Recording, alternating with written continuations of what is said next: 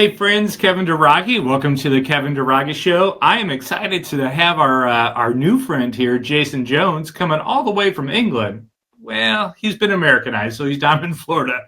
But his story is fantastic, right? So he comes from being a bank manager over in England, financial planning, comes over to America, is doing all this stuff, and his wife kind of breaks him into this world of Robert Kiyosaki and Rich Dad, Poor Dad, right? So the idea that there's a little bit more and understanding time value of money, etc. They break in, they start a wholesaling business, and so this is husband-wife team. They start a wholesaling business.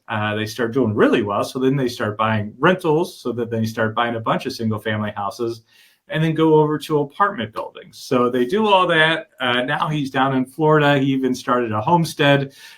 So it's just kind of cool to see what his storyline looks like and how he dealt with the recession and stuff like that. So it's been kind of a great chat. So guys, hopefully you get as much out of this as I did. Let's go to our conversation with Jason. Hey, welcome to the Kevin Duragi Show. I am your host, Kevin Duragi. So just so you know, I am playing around with a new camera angle. So if it doesn't look like I'm looking at the camera much, I'm probably not. So we'll just see how this turns out. I am excited today. I get to talk to Jason Jones. So Jason is from England, and one of our studs behind the scenes here is Mary Effin Kane. And Jason was a friend of Mary's back in the Rich Dad days. So Jason, great to have you on. Thanks for being here. Oh, yeah. Hey, thanks, Kevin. Glad to be here. Yeah, good. Hey, so I got to start off. Like, Mary is a fantastic person. So how did you bump into Mary? How did that friendship start? Okay, so her and I both met when we were working at Rich Dad. Mm-hmm. And so I was one of the speakers doing the 3-day trainings. And Mary ended up being one of my managers. Oh, that's awesome. Yeah, and so they obviously became friends, and that's kind of how that all came about, and had some fun times together. Oh, that's awesome. Hey, so actually, Rich Dad isn't around anymore. Just so everybody knows, what is Rich Dad? How did you get started with it, etc.? Oh, sure. Yeah, so my background was actually in banking, Kevin. I used to be a bank manager for one of the 4 large banks in England, until I realized, sometimes when you feel like you're winning and you think everything's going right and you're making all the right moves, and then you realize, well, actually it hasn't really exactly worked out how you thought, right? And so 6 days a week, 50 weeks a year. I was a workaholic, okay? And I'm glad I did it, but I realized if I stayed at the bank, there was nowhere to really go. And of course, I was trading my time for money. So I took a job doing financial planning for a small little boutique company that took me to the States. And that's where I met my wife. And I was making fantastic money, more money than I'd ever made in my entire life. However, I only had one income stream, and I woke up one day and couldn't get out of bed. Oh. And, like many men, Kevin, when we just choose to ignore things and we think if we ignore it for long enough, it'll go away, or we don't like to ask for help. And I crashed, and like so many people that we've heard about, that will talk about this, I'm glad it happened. I would have been even more glad if I'd been smart enough to pay attention the 2 years beforehand, because I probably could have saved myself a lot of grief. But it was really a turning point of realizing that I couldn't go on the way that I was going. I wasn't taking care of myself, or, I was boozing, drinking, partying, going back and forth from the US to the UK a lot. So I really just didn't take care of myself. And it was a really good opportunity it helped put my life into perspective. And my wife was a struggling school teacher, working her ... off. dealing with all the, dealing with the school system, etc. And one day on the radio, she heard about this book called Rich Dad, Poor Dad. And so, of course, I married up Kevin. And so, well, yeah, and I she's married American, him. right? Exactly. So, yeah, so I got the upgrade. And so she runs out and she buys the book. And I remember how she calls me up and she's talking about, good debt, bad debt, cash flow, using other people's money. And she's so excited. And I'm thinking to myself, because, there you go. It's right there. And she's like, oh, you should read this book. And I remember thinking to myself, and I said this to her, oh, honey, I don't need to read that book. I already know it. Because at least I thought I did because of being a bank manager and a financial planner. And then she said to me, well, if you know it all, how come we're broke? That's and amazing. You can't. You can't. I couldn't argue with that because she was absolutely right. So reluctantly, I ended up reading the book, and that was the beginning of sort of shifting the mindset, really. And so as a result of that, we ended up taking some classes. We ended up being in Kiyosaki's mastermind inner circle group, and that was really what put us on the path to begin our real estate investing journey. So is he like your kind of your mentor, your guide? Well, he was one of them. We did take some classes from a guy called Robert Allen as well, but I say Kiyosaki was the bigger influence, and then I very quickly realized that, that at some point we would, wanted to be able to give back and teach and help others. I kind of just knew that instinctively. And that got that opportunity to happen within a few years of us investing and being in his mentorship. But ultimately had to go out there and sort of crack the code, do it first for ourselves and have success and, learn what that all looked like and felt like.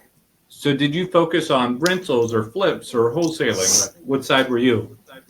Yeah, actually, well, so I've in all of the years of being in this now, which is a long time, I've never really been into flipping. And I think that probably might come from from the sort of, I think it comes from two things. I think it comes from reading Rich Dad, Poor Dad and just being so indoctrinated heavily on the cash flow side. And then maybe just because of, being a bit more conservative or coming from that financial planning background, liking the longer term streams. Although the very first strategy that we started with was wholesaling. And I think we did it because we probably felt like we didn't have a lot of capital. And I think we felt like that's what we needed to start with. Yeah.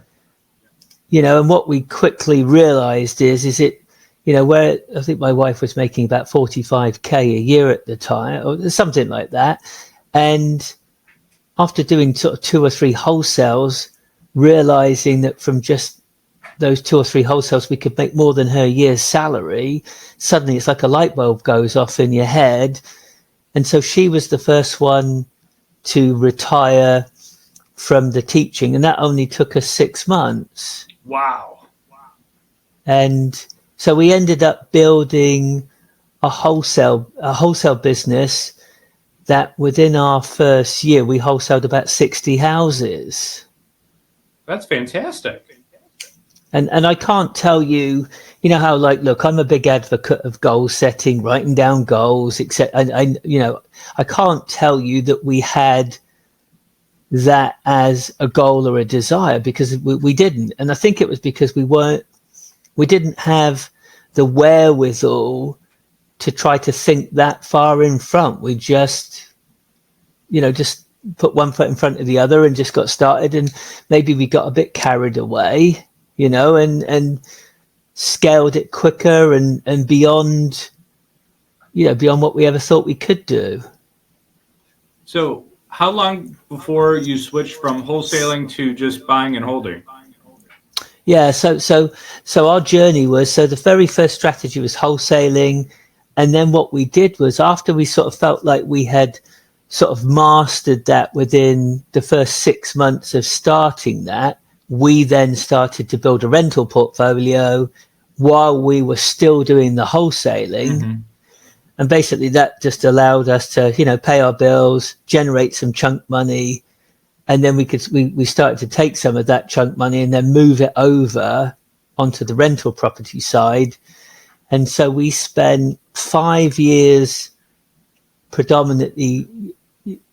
So for the first 5 years, we ended up wholesaling about 500 houses. So we got up to almost about 100 a year until after 5 years, and then after 5 years, Kevin, it's like, okay, we don't want to do that ever again. It was good. It was good while we did it. We enjoyed it.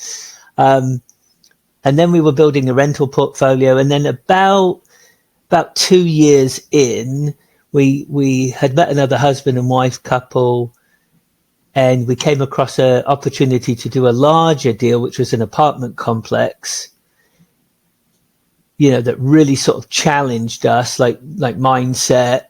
It's an $8.1 million deal. Never even ever thought about anything as crazy as that before. And, we ended up, we pulled off the deal, and that it made us realize up until that point that however big of a game we thought we were playing, we had been thinking very small. Even though we'd done a lot of wholesaling, we had built a rental property portfolio of about 30 houses.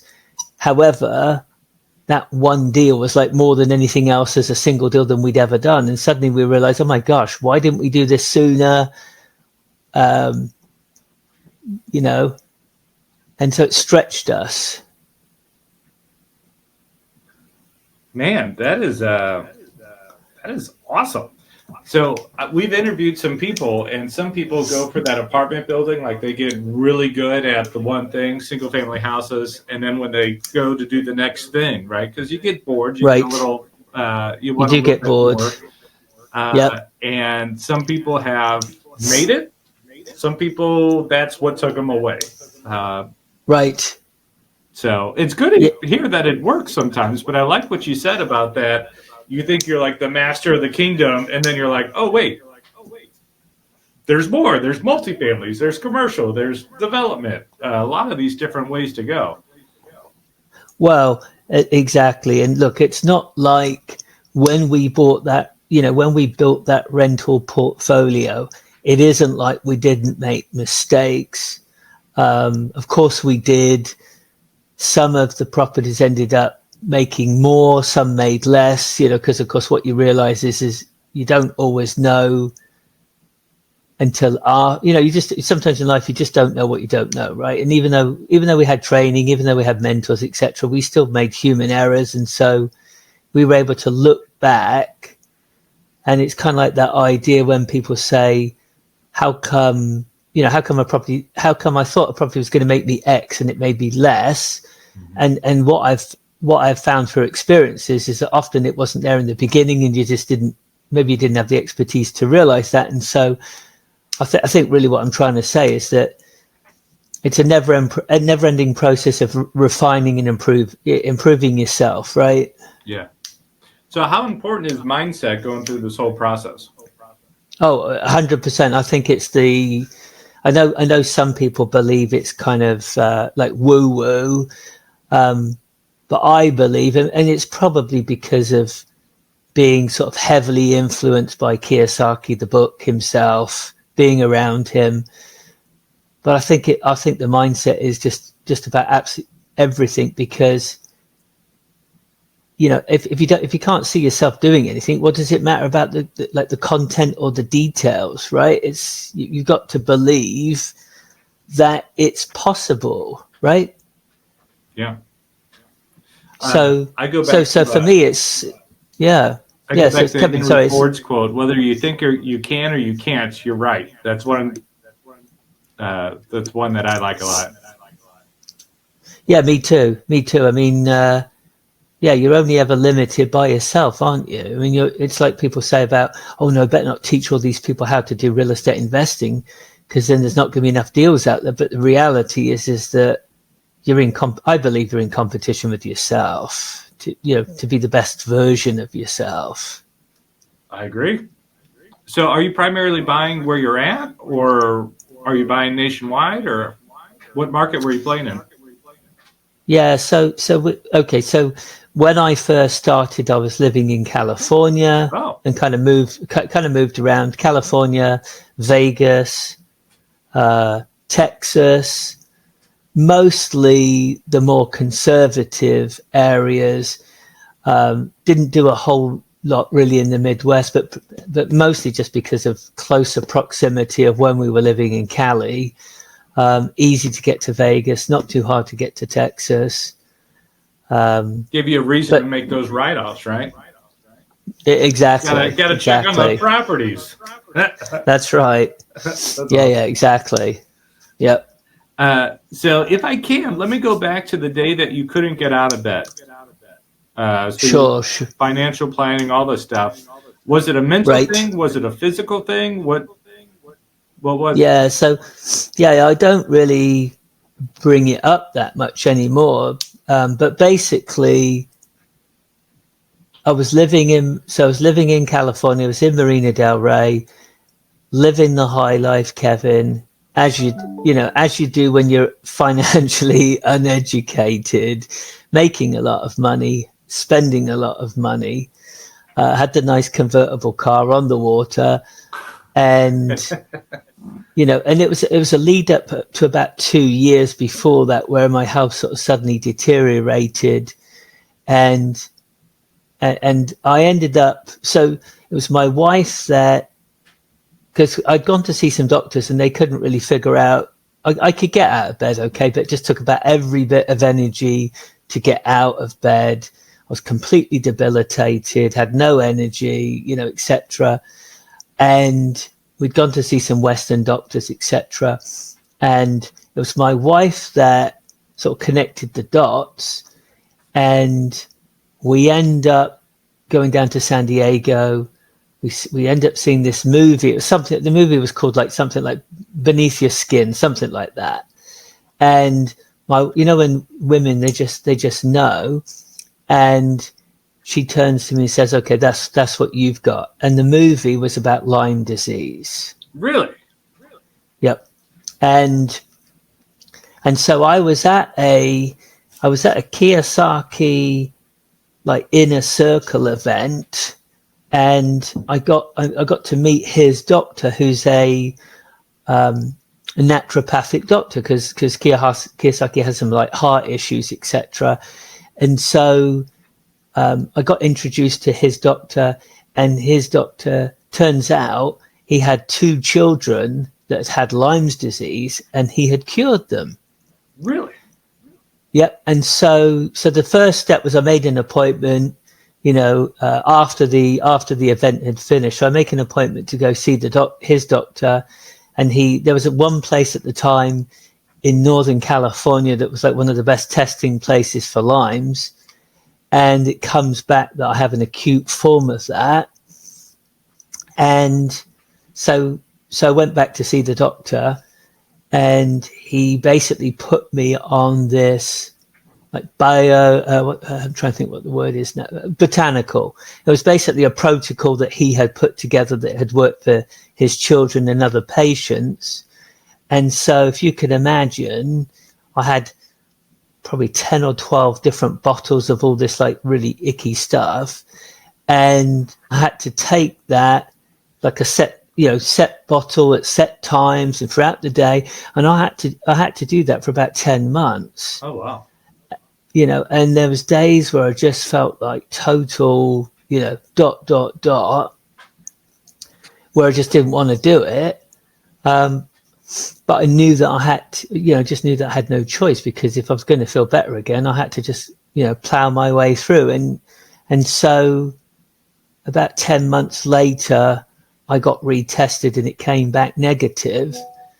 And and look, it wasn't like I was suddenly miraculously back to my old self again, because I absolutely was not. It took me probably a best part of about 5 years, you know, to significantly feel human again. And you know, and so, you know, I changed my diet. I made a lot of changes in my life, and suddenly it's sort of parallel to learning about real estate investing. I was learning about health and wellness, so I kind of ended up learning both at the same time, really out of a necessity, really. So we use the phrase sometimes waking up at the wheel of life. You know, some of our guys, kind of what you talk about, right? Especially for Americans, we define success primarily by your titles or by your bank account, right? Those are the only factors which we talk about. There's three main relationships: relationship with yourself, with others, and with things. And those two are relationships under things, right? So money, your career, you know, those are two of the four under that. What you're not seeing is what you talked about: your health, your mental space, your emotions, you know, your character. Some of those you used to live in the high life, right? You're not really paying attention to your own wealth creation, right? You make more money, you spend more money. You make more money, you spend more money. It's just a escalating kind of a ladder there. So it was really your wife that kind of broke you out of that. Yeah, in many ways, actually. I mean, one is obviously the whole thing with changing our trajectory as far as, you know, reading the Rich Dad book and taking care of the financial side. But it was also just that she was really good about health and stuff as well. And so, absolutely, Kevin. No question about it. I'll tell you, I think it's in Proverbs, like when you find a good wife, you find a good thing. You know, like she's it's one of those. It's true. When I got to a point where I was rehabbing 10 houses a month, I had all the crews and all the things, right? All the things. Which when we talk numbers, it's like, oh man, you're doing great. But it's one of those, like, I hated it. You know, the parts that I liked were talking to the people and seeing the changes. Instead, I was just playing with checkbooks and, you know, spreadsheets, not necessarily doing the parts that I liked. And it was my wife that pulled me out, was like, hey, this isn't good for you. Like, you need to do something different. And that's when I started speaking and training and, you know, the other sides of real estate. So makes it kind of interesting. So that said, how did you transition from active real estate to speaker trainer? Yeah, so I mean, I always knew. Well, actually, I should go back actually to the fact that I was when I first came over to the US, I was doing international financial planning, mostly for expats living in the States and other parts of the world. And so I'd gotten connected to the British American Chamber of Commerce, and so I was a member of that organization, and I ended up landing myself on a membership committee, Kevin, where I was basically to help drive the membership of the Chamber of Commerce. And so I had this is even before Rich Dad, okay? And so I had this idea of having a weekly breakfast meeting in Santa Monica, early in the morning, like 7 o'clock in the morning, before everybody goes to work, doing like a bit of a networking breakfast event. And at the time, and so I remember there was probably like 15 people at this event, sat on a long table.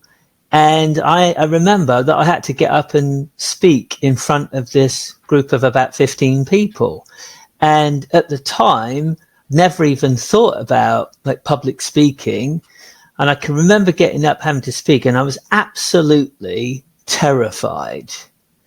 And I suppose one could say subconsciously, maybe I just put myself in the way of an opportunity, even though I probably didn't think about it consciously at the time. And I remember I was just absolutely shaking. I did what I needed to do. And reality is I don't really think that anybody noticed that I was petrified, but I knew how I felt. And I think, growing up in England, where you're sort of very much taught not to speak up, I think what speaking has done for me is it forced me to face a fear, but it also got me to confront, that got my voice back, if that makes sense, Kevin. Yes. Finding your voice. Love it. Yeah. And then beyond that, I think at heart, I am a teacher. And it's like when you've lived through this and you've come out the other end and you've had success and you've changed your life, not to say it's all been a bed of roses, because it hasn't, you have your ups and downs. But I think, it's like, why would I not want somebody else to be able to have that opportunity that I got? And so, for the person that's willing to do the work, get out their own way. And if I can play a small part of that, I do believe that one of my purposes on earth, that what God has, instilled in me, is the ability to help others and serve. Love it.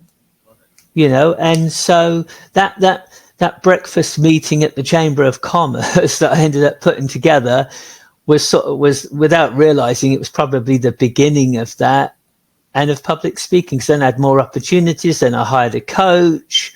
Then I started to work on, really work on it as a skill set, realizing not that the goal was to be perfect, but to build the confidence. And then I was invited to come and teach for Rich Dad. So then that ended up coming about, Kevin. That is fun. So when they asked you to start teaching for Rich Dad, that was right before or after your apartment buildings? Oh no, we had I had already been investing. So no, I'd done all of that. So okay. At the point in time when I started speaking for Rich Dad, I'd already done the apartment bit. Okay. I'd already wholesaled 500 houses. I already built a rental portfolio. So I wanted to be able to know, I like to be able to talk from experience, the walk the walk, warts and all,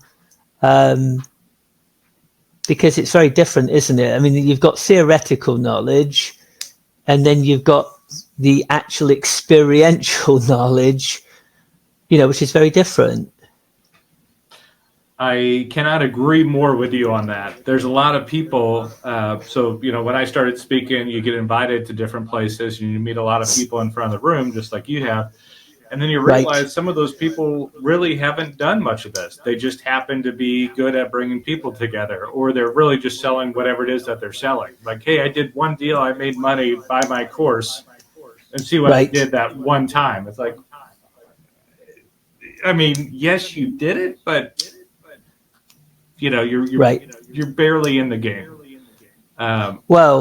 Exactly. And so the funny thing is that my wife, as you know, so we had, when we started investing in real estate, one of the things that you're told to do is go find an investor association or a REIA. Mm-hmm. And so we were living in Vegas at the time. We'd gone to one or two of the REIAs. My wife was like, we can do better than this. And so we ended up, and I say we, it's really more her idea than me, and me, I was just being supportive. But we ended up creating a REIA in Las Vegas that we ran for almost 10 years. And then cash flow clubs, so we'd have 1 or 2 meetings a month. We'd have cash flow games. And we did that for like 10 years. And again, it was all done in the spirit of wanting to give back, wanting to help others. And then also, of course, it gave us an opportunity to be able to network, connect, we were wholesaling at the time. So of course the deals that we were wholesaling, there might be people, we knew that there could be people that might be looking for deals. But ultimately it was a way for us to connect with other people, pay it forward, and give back. Excellent. So it sounds like your wife has been on board the whole time. Yep. She was, it's funny because Mary knows this story that when I sort of used to do my intro and sort of share, I would share about how I got dragged to a 3-day class and didn't really want to go because it's all true.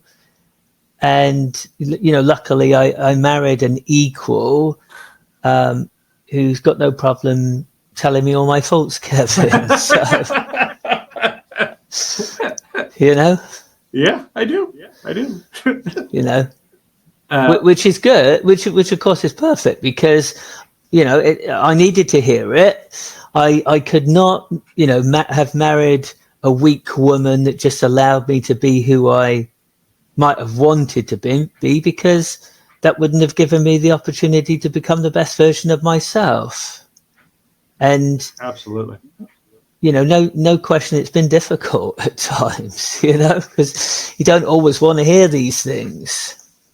So with that, how did the recession, where were you during that process? Oh, it was fantastic. Absolutely fantastic. Because I remember, Kevin, in 2008 telling people, don't buy. Because I was living in Vegas at the time. And of course, most people didn't want to hear anything, you know how it is, didn't want to hear anything I had to say. We had stopped buying anyway. And so what we did was we waited until the third quarter. I remember it vividly. Waited until the third quarter of 2010. So the peak of Las Vegas was a median home price of $350,000. It fell to the bottom. We didn't get in at the bottom. It was close, but not at the bottom. The bottom was February of 2011. It dropped from 350 to 117,000. And we went on a shopping spree. And, we could buy stuff. I mean, we bought a little 32 unit fixer for $425,000. We had these absolutely gorgeous fourplexes. They were A grade. We'd bought them early on. We'd paid about we'd paid about $500,000 for these A grade fourplexes. We sold them in like late 2006 for like in the high 800s. And by the third quarter of 2010, you could pick those things up for $300,000. And so, we went on a shopping spree. For the best part of 2 years, I was doing a little once a month kind of boot camp that I did where I took people out into Las Vegas. We would look at it was predominantly apartment complexes that we were looking at. Some were like smaller, some were bigger. But that's what we did. And so, of course, lots of REOs at the time. So making good contacts, with the Marcus Miller chaps, CB Richard Ellis. But we were buying stuff below replacement cost value. It was absolutely it was fantastic. Were they coming to you, or were you out marketing for those? In the beginning, I had to go hunt for them, of course. And as you know, when people don't know you, don't know your track record or don't know you, a lot of times got ignored. But I'm not somebody that gets put off easily. And I share the story of like calling one of these brokers like 10 times in one day because they won't answer the phone. And I just determined not to, and I don't look at it as being a pest. It's just being persistent. And I don't have a mindset of being a nuisance anyway. And getting in the car, driving down, introducing myself and anyway, it took a couple of deals. And once we'd done a couple of deals, suddenly it's like now they're calling me.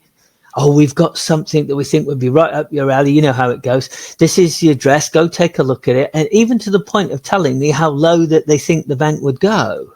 It was fantastic. Well, they're already priming you and giving you all the stuff you need. Yeah, the only look, and for full transparency, look, the only regret I've got is for as good as it was, as you know, I could have done more. I mean, you know how it is. There was more deals out there that I could have done that I didn't do. You know how it goes. I mean, it happens, but man, that is fantastic. Yep. Actually, what is the saying? Was it more millionaires are made on downturns than upturns? Oh, it was. I mean, it was. I remember buying these 10-unit fixers near, not the best area, okay, near the stratosphere, okay, which is a little bit of a sketchy area. But we were picking these up for like 130 grand. They needed 60, 70,000 in rehab. Those 10 units today are almost close to $1 million. I mean, just crazy. That's crazy. Why you gotta buy real estate. Yep. So all that said, do you still buy regular stocks and bonds, or are you mostly just in the housing stock? Well, I mean, predominantly on the real estate side, but I do like crypto. Like most real estate investors, yeah. Exactly, and the fact is whether we like it or not, it's funny because we've been told, oh no, we're not going to get a CBDC, and then they're just going to call it a stable coin, which is just the same thing. So, the fact that everything's probably going to get tokenized, hard not to like that, given that that's probably inevitable, right? Yeah, it's there's risk, but man, you start looking at it, and just like anything, there's good and bad out there. Oh yeah, I mean on the crypto front, my gosh, I mean we got into Bitcoin when it was less than $3,000. Only regret is should have kept it all, Kevin. Oh, you sold some? Yeah. I mean, we never lost money but we sold a whole lot when it got to 20,000, all those years ago. Yeah. But I don't profess to be an expert in that area like the real estate side. So of course, you know how it is. If you don't know what you're doing, you can get killed. Or you know enough to get in trouble. Yep. Yeah, exactly. So do you think your banking background helped you navigate this real estate space? Well, I think it helped in the sense that I do like numbers, and I did know about mortgages and some stuff like that. So I think in some sense it gave me a good foundation, which I'm really glad I had. But to think that it gave me, because I've had people say to me, well, Jason, how come you didn't know about this, like the investing side beforehand? I'm like, well, why would the bank ever teach me the other side, Kevin? Because all they cared about was how much I could make for them. But I do think it was good to be around it. So I think from that perspective, it helped. So do you have any advice to give a young investor or somebody looking at changing from their 9-to-5 to entrepreneurship? Any advice? Yeah, just go and do it. I mean, obviously find, definitely get educated. If you can get a mentor, get educated, read books, hang out with, all the stuff, hang out with a peer group of like-minded people, like an association or a REIA, or do all of those things. And then don't worry about having to think that you've got to figure it all out. Just get started. I think it's come up a bunch, but like fear, like there's real fear, stuff where it cripples you from acting, stops you from getting out of bed, right? All these different things. And how do you beat fear? You take action.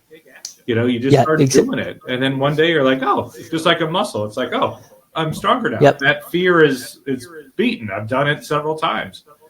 Well, and look, you're going to make mistakes along the way.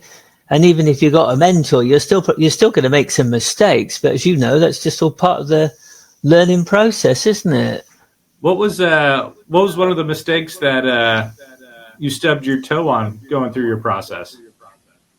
Well, buying some rentals where I didn't run my cash flow numbers properly, and I ended up recovering from it because we had our wholesale business. I bought some properties that basically ended up being negative cash flowing. Because we had our wholesale business, we could deal with it. We could handle it and absorb it. But ultimately, it's that we hadn't run our numbers properly, and it's really because we weren't trained. But when we first started in that area, we hadn't been trained well enough, Kevin. Then that made us realize, hang on a second, this isn't. Yes, it's easy in a sense, but at the same time, it's easy to make mistakes. So then we realized we needed to get trained, so that we could make sure we weren't repeating those mistakes. Gotcha. So would you say it's you and your wife run your real estate business? Yeah, correct. Yep. Now, do you guys do you guys do the phone calls? Do you both do the analysis? Do you both walk the house? How does that relationship work? Yeah. So how we do it is, so we don't have, when we had at the peak, when we were doing a lot of wholesale, we had 6, 7 people working for us. We don't have that anymore. We do have a couple of VAs that help us. But I tend to be the one that finds the deals, runs the numbers, get it under contract. And then my wife will step in, help to close the deal. I'll be in the background. And then usually she's sort of the one that we always hire a property manager. We've learned that, we've done it both ways, but we always have property managers, and then generally she'll manage the managers. And then if I have to step in and talk to them, I will. I prefer not to, but I will do it, of course, as needed, Kevin. So you guys have your own spheres of influence or expertise. Yeah, and I think it's also not only just expertise, but really realizing that there's some things you're not good at, or perhaps that you just don't even enjoy. And yes, okay, in a sense, sometimes you do have to do the things that you don't enjoy. We do try to play to each other's strengths, as much as we can. My wife so she runs an office, right? A psychiatric office. Yep. And which is great because her skill set is great at that side of it. Do you know the book Traction, Gino Wickman, the EOS system, all that? Have you heard of that? No, I haven't. Okay, so there's 2 types of people: visionaries, right? People who have the dreaming capability, etc., and integrators, right, which are the people who yes, take that and then plug it into the real life. Well, I am very much a visionary. She is very much an integrator. Sure. So I got started being a general contractor, right? So I'm an ex-engineer, got into becoming a general contractor, and right, we started trying to work together at that point. And I would be like, "Hey, did you do X, Y, Z?" And she would answer, "Hey, did you do the dishes?" And it was one of those ineffective working relationships. Once you saw some success growing, her skill set really does match what I got. So looking at coming in and blending that again, because at some point she's going to fully transition over. It is still a little weird working with a loved one. And that's been okay for you guys? Well, it's been tough at times, Kevin. I will say it is one of the reasons that we don't have our wholesaling business anymore, because I think if we'd kept it, we would have gotten divorced.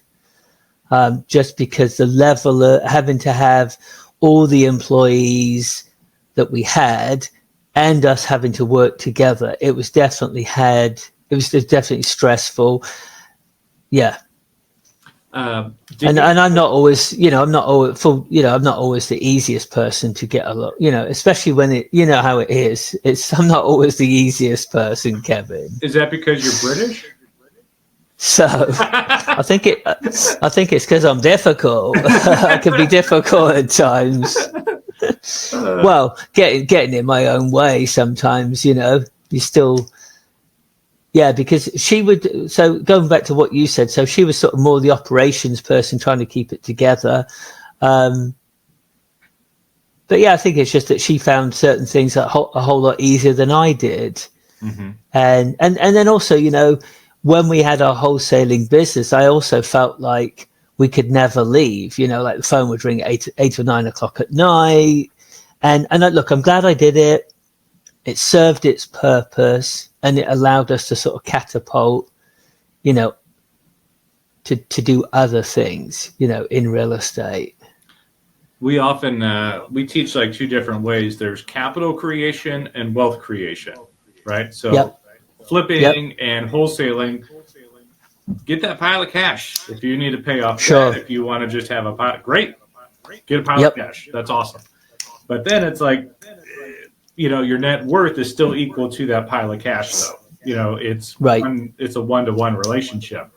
If you want to start gaining wealth, get assets that pay you money and appreciate. So now you're creating wealth. And those are two different worlds. But man, there's a time for both.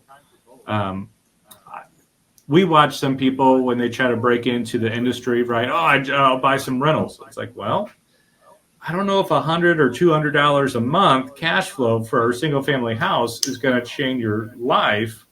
If you need to really pay your bills, etc., that's not enough. You need to either buy a bunch of them, or you got to, you can pay yourself a salary when you're wholesaling. It becomes more predictable. Well, yeah, exactly. Well, the other aspect is what you have to be careful of as well. No good scaling too quickly on the rental side and not having the resources that if you have an empty property or two and you've got to pay those mortgages, you better make sure you've got enough capital reserves that you can handle that. Is there a rule that you have on that? Well, maybe I can share a funny story about that. So, for the purposes of a lesson that we had to learn. So I remember we had this rental in Vegas. Somebody had sold the property in California, so they had a pile of cash, and they ended up moving into one of our rentals, and they prepaid the rent for 6 months. Okay. And we had a property manager, and we convinced, I remember having a conversation because the property manager called us to talk it through. And I basically remember sort of convincing them that we should do it. And of course, the lure was the fact that we had this empty house, and thinking about getting 6 months of rent up front seemed like a really nice idea. So we ended up doing that. And of course, when the 6 months came up, Kevin, you can think about they hadn't had to pay any rent for the first 6 months because they'd prepaid it. So on month number 7, you can probably figure out what happened. They didn't pay. And they'd blown all their money. So we ended up having to evict them. And of course, they felt complete injustice about being evicted for not paying their rent. So they ended up doing about $3,000 worth of damage because they took it out on the house for them not paying the rent. So of course, it taught us a lesson. It was a hard lesson, but it taught us the valuable lesson that sometimes, as hard as it is, better to have an empty house than the wrong person in the house. And that's easy to say intellectually. Once you've lived through that, you realize, it really is less expensive to have an empty house than the wrong person in the house. Do you ever buy houses with a tenant already in place? Yeah, we have done. Yeah. I've just bought a duplex, and it's one of those, like, she's playing the little old lady card, like, oh, I'm just a poor woman, let me stay. And, she puts on a good show, but I've been there when she's yelling and all these people are walking through the house and and it's like, you're not the right person. They play games with you very much. And it's one of those, just what you said right there. You know what, lady? It's better if you leave. I'd rather it be empty than all the people you're bringing into your house. So. Well, Well, just like that, Kevin, we bought a little eightplex in New Mexico where a lot of the tenants had dogs, and they're big dogs. Oh. And it was just very uncontrollable. And anyway, long story short is we basically kicked them all, we gave notice. All their leases were up. They hadn't been renewed. So we had the legal right to do that. They weren't picking up after the dogs. The other tenants that didn't have dogs complained about the smell, from the dog poop not getting picked up. So we ended up cleaning house, got rid of them all. We would allow small dogs subject to approval by the property manager. And sometimes you have to do that, as you know. Yeah. I've been on both sides of the property manager. We're actually now starting to take some back in-house. Right. Do you still own in multiple cities, or how do you? Yeah, we do. Yeah. Yeah, we do. And I would agree with you that of course there's good property, like anything, there's good property. I mean, by virtue of the fact that some of our properties aren't where we live, we are forced to use property managers. But we've had good experiences and some bad experiences with that as well. And, and there is something to be said about if you've managed a property yourself and then you hire a manager, if you have got, it's just that saying, isn't it? If you've gotten some experience of what it's like, then you can use that to hopefully find a good property manager. We found a good property manager in New Mexico. And I have to say, it can be a really difficult job. So finding a good property manager and then treating them, pay them if they're good, pay them everything they're worth. Mm-hmm. Because a lot of people are like, oh, you can't make money if you have to have a property manager. Well, then you're not buying them right. No, exactly. And that goes back to don't fudge the numbers. If it won't work, if your goal is to have a property manager and it won't work with a property manager, then don't buy it. Yes. Right. It's simple. It was one of the pieces of advice I remember early on was sometimes the best house to buy is the one you don't. And it's like, because, man, people lie, or they don't want you to check the sewer lateral or something like that. And then you have to eat a, $20,000 repair or something. It's like, dang. Yeah, I've had people, Kevin, I'm sure you have, where they've had an earnest money deposit down on something. It was already like non-refundable, but I'm like, look, if you want my honest opinion, it's a bad deal. And as bad as it might be to lose that earnest money deposit, better to lose that than buy the wrong thing or pay too much and have it cost you a whole lot more in the long run, right? The time, the emotional spend, the nights staying up thinking about it. Yeah, dude, if you could just... Yeah. I heard it once. Oh gosh, who said it? It was if there's a problem and you could solve it with money, it's just an expense. Right. And it's one of those like, man, I love that. I don't like having that many expenses, but it is one of those like, hey, you could write a check and it's over. Yeah. A check, move on, find another day. So, Jason, what do you do now? You have apartments, you got multi-units, you're in a couple of cities. Are you still speaking? Do you teach more? What do you do? Yeah, so, it's funny actually, because the past 2.5 years, we've been busy setting up a homestead with sheep and chickens and all kinds of, and so we've been doing that. I took a break from the public, from the speaking. Since COVID, I've done a little bit of speaking here and there, but not much really. And then just actually, I've been enjoying focusing on the business and being at home, which has actually been quite nice. And home is down there in Florida? Yeah, exactly. Fun. Well, that's always a much warmer place than the West, typically. Right. Yeah. So do you go back to England at all? Is that like something still on your to-do list, or are you now pro-America?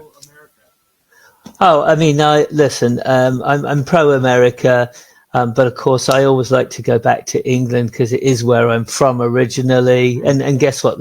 There's space for both, right? So what part of England? just outside Oxford. Okay, cool. So so southwest, very close to a really sort of scenic area called the Cotswolds. If you've heard of it. I'm not, but what soccer team do you root for? Oh, Liverpool. Liverpool. Okay, Yeah. I have three boys. They're way into soccer. They all have their Yep. teams, and it's just fun to hear them talk about it. So one is pro Arsenal, another is Manchester United, and Oh yeah. it's just fun. It's fun to. I never got it. I never got the allure of the World Cup or anything, and then I watched the last one with them. Man, it's like Yep. March Madness for soccer, and the fact that it's worldwide it's addictive. Oh yeah. Yeah. I've got a son who loves soccer, but also loves ice hockey too, actually, and Oh, really? played ice hockey for a little bit. Harder to do in Florida, not impossible, but harder to do where we are anyway, because the closest one is Jacksonville. So, Ooh, that's a hike. yeah, which we did do for a while, but it was too far. Good. Well, Jason, any final words or pieces of advice for anybody out there, either breaking in or they could be going through struggles, or when to buy, when to sell? Yeah, well, definitely don't overthink it, but at the same time, be smart, be educated, get help and advice. I think it's a team. If you want to think of it as a sport, it's definitely a team sport, isn't it? So you don't have to. I mean, look, nobody said you had to do it by yourself. I have to ask, are you an agent? No, that's funny actually. I don't have my license. No offense to anybody that might have one. You couldn't pay me any amount of money to ever want one. And I think no offense. It's just, I think it's just, again, I got so indoctrinated about not being in the system and trying to do things outside of the box. And of course, there's some absolutely fantastic agents out there. Of course there are, but I've never had. I think, Kevin, once I got free of the bank and because between the bank and financial planning and being so regulated, exams and all that, I think once I got away from that and then I got into real estate, the creative side that really appealed to me, the idea of ever being put back in a box is like, no thanks. But I love our investor friendly agents, of course. Mm-hmm. Any plans on investing here in the Midwest? No, but always open. I mean, no immediate plans. However, now that I'm sort of in Florida, it's not quite as far away. But my wife is from the Midwest originally, so.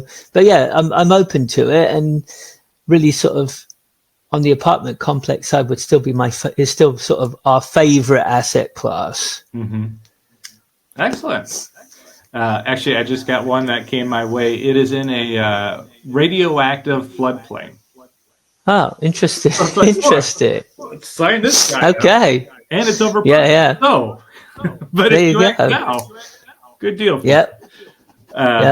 Awesome, Jason. It's been fun. I don't get to interview too many people from England, so this is kind of a little gift.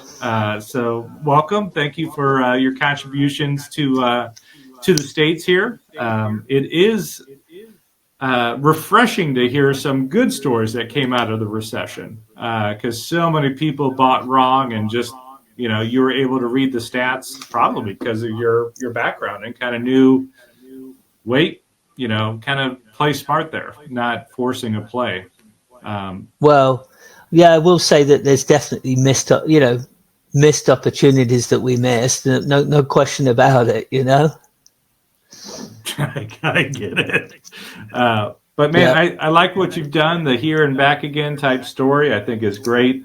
Finding out that your wife is an integral part of your business, and really kind of the linchpin that kind of got you in and whatnot. Like that's awesome. I like the I'm going through that same struggle. I don't say struggle, but the idea that you really do need to watch out for your health. Mine isn't Lyme disease, but it is one of those like, okay, some things you could do before you got to start paying attention to.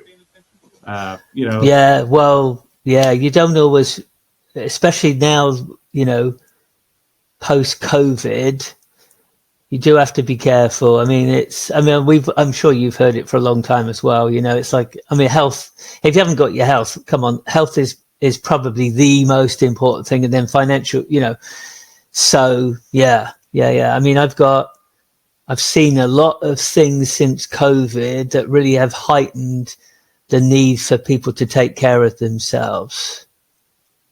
Mm-hmm. Well, I think COVID also taught us how important the emotional side to our lives are. Yep. When some of that was closed up or shut down, or, we realized we're not as strong as we think we are. Right. Especially if you're an extrovert like me. Right. You take that away, dude, we struggled. Right. Introverts loved it, but us other types needed a little bit of help. So cool. All right, Jason, thanks again so much for being in. I appreciate you, and we'll talk soon. Yeah, sounds good, Kevin. Pleasure. Takeaways I just kind of want to underline here. People think a lot when they get into real estate that, I'm going to do this, and then I'm going to do this, and this, and this, and this, and all these different things, not realizing that each one is kind of another job. So starting a wholesaling business, there's a lot of marketing, there's a lot of talking, there's a lot of business, right? And the inside is a little bit easier. You just sell off to somebody else, right? Either somebody looking at becoming a landlord, somebody flipping, but primarily most of your work is on the front end. If you want to be more of a rehabber, a lot of your work is actually in the construction phase, right? Because you're doing more of that work. If you want to become more of a landlord, you have that construction, and you need to start playing more with numbers, right? So you got to deal with the long-term financing and the banks and the relationships and the property managers, right? There's more back-end work, so you're usually not doing as much of the front-end stuff. So they really established that wholesaling business before they added on the different layers, right? The different businesses of being rentals and whatnot. So I really did appreciate that. The idea that husband-wife combo, I think that's great working with your spouse. But he did allude to it a lot, that it wasn't always rainbows and beachfront vacation homes going through the process. But it is the idea of scaling. And he went from owning many single family houses, I think, 60 to 300 or something like that, of the single families, and then started converting over to apartments. So there is a faster scale you could go with those. But you kind of got to build up enough of the process on the single families before he was able to jump over and do that. So, man, I'll tell you, it's kind of awesome. The other parts I really liked there was when he was waking up and couldn't get out of bed, right? Turns out it was Lyme disease. But I also look at that as sometimes when you're stuck in that rut, sure, you might be making great money and having these great successes. But if you're not fulfilled, or if you're not challenged, or if you're not taking care of your body, you're missing some of those relationships, right? And it really took that time that he and his wife were able to open up and kind of find a greater purpose to their life. I also really like the idea of finding his voice. He did it with public speaking and eventually becoming a trainer or teacher for Rich Dad, right? So you do 3-day seminars all across America. But the idea of finding his voice, we talk mostly about finding our voice. It's kind of learning this stuff. But I thought it was interesting when he talked about being English, right? They're not allowed to do that, where I guess we take it for granted, being Americans, that I guess we're just a rebellious folk. So guys, I thought that was some fantastic stuff. Really enjoyed it. So hopefully you did too. And have a great day. Cheers, mate.